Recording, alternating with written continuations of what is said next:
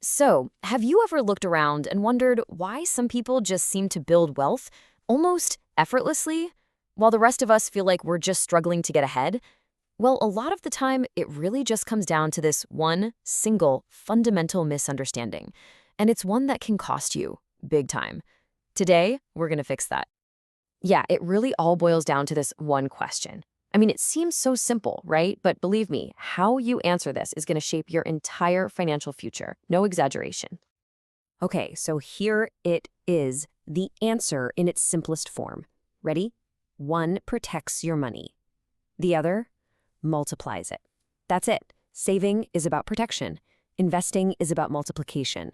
See, they're two totally different tools for two very different jobs. And using the wrong one, oh, that can be a really costly mistake.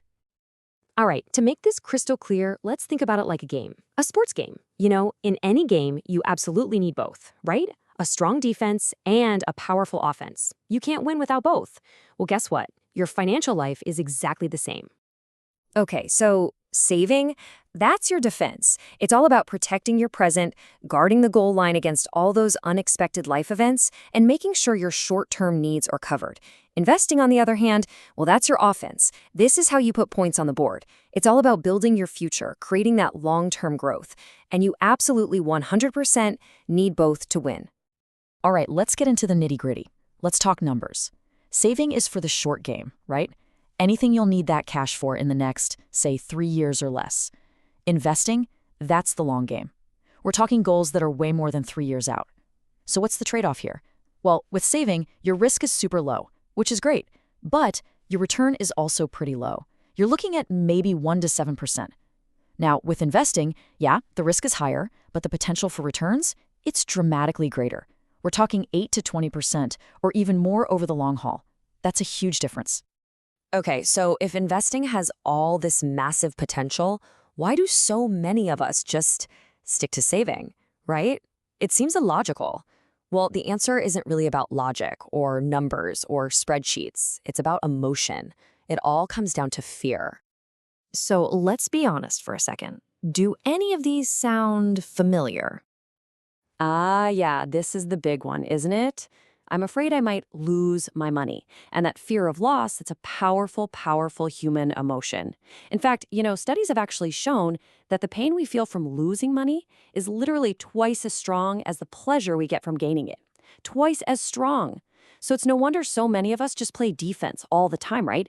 We just keep our money in a savings account where it feels safe, even if it's not really growing. And then there's this one. The second major barrier, this myth that's so deeply ingrained in our culture that you need a huge pile of cash just to get in the game, that investing is some kind of exclusive club for the rich, and you're just not on the list. Let me be clear, that is a flat-out lie. Here's the real truth. It's not about how much money you have to start. It's about having consistent money. It's about starting and then just being consistent. Those small, regular contributions, week after week, month after month, over a long period of time, that's how you build incredible wealth. Seriously, consistency is your superpower here. Okay, so we've got the what and the why. Now for the how. How do you actually decide what to do with your next dollar? Well, let's lay out some super clear rules of the game. All right, here's when you should absolutely choose to save. This is your defensive playbook. You're going to save if you need the money within the next 3 years, for something like a down payment on a house or school fees. If you don't have an emergency fund that can cover 3 to 6 months of expenses, stop everything. That is your number one priority. Also, if you're battling some high interest debt or your income is kind of unstable, focus on building up that cash cushion first, defense first. And now, here's when it's time to go on offense. You choose to invest when your defensive line, your savings, is rock solid. When the money you're using is for those long-term goals, like retirement. When you're mentally prepared to handle the market's inevitable ups and downs without panicking. And, crucially, when you want your money to actually grow, not just sit there slowly losing its buying power to inflation.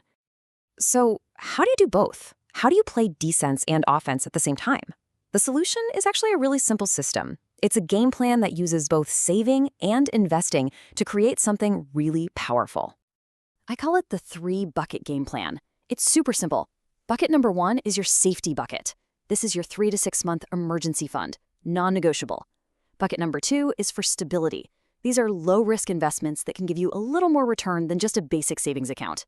And then, bucket number 3. That's your growth bucket. This is where your long-term investments live, the ones designed to really multiply your money over time. Okay, let's make this super practical with some local examples. For your safety bucket, you could use something like an M-Pesa lock savings account, or just a simple bank account. Easy peasy. For your stability bucket, you could look into things like SACCOs, which are kind of like credit unions, or government T-bills, or money market funds. And for your growth bucket, that's where you'd consider things like stocks on the Nairobi Securities Exchange, maybe some real estate investment trusts, or even foreign ETFs to get some global exposure. See, when you put this all together, you're not just throwing money at different things. You're creating a system that gives you the peace of mind to handle pretty much any storm that comes your way, while at the same time allowing you to build a much, much wealthier future.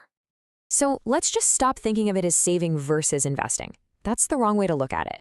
The real goal, the big mindset shift, is to use the right tool for the right job at the right time.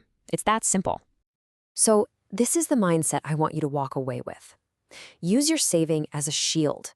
It's there to protect your present life from all the shocks and surprises.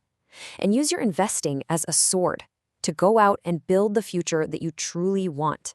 Protect your present, grow your future. That is how you build real, lasting wealth.